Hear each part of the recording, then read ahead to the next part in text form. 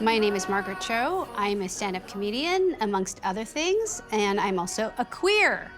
My life was interesting growing up in San Francisco. It was full of beauty and excitement and politics. I grew up in a time in the 70s, in the 80s. My parents owned a gay bookstore, so I was around the very beginnings of gay politics.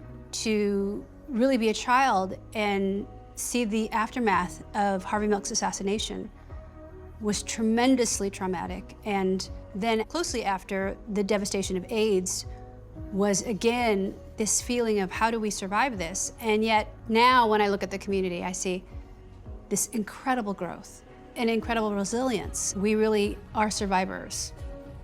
In my own identity, I always thought, well, my identity is really rooted in the gay community and all of its aspects. And so to me, it was just very family, very normal to be around gay people. But then to be heterosexual was that was the outlier. That was the odd part of it. And that was the part I kept really secret, which is so funny because it's usually the opposite for most people.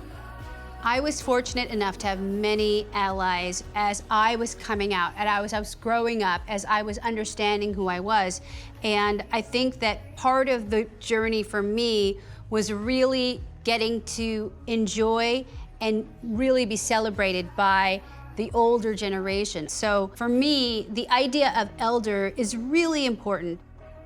How elder queer people can show up for younger queer people is really just existing and being openly happy in our queerness, in our rainbowness, in our pride, into celebrating pride, into sharing our lives, whether that's through social media or just one-on-one, you know, like really going to a great length to show that we can grow up and we can grow up happy.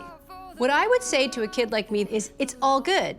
Whatever you're experiencing, whatever you're feeling, it's okay. That it's been felt before by someone, and certainly you're not alone, and it's a gift. It's a special, wonderful thing to be able to have this identity.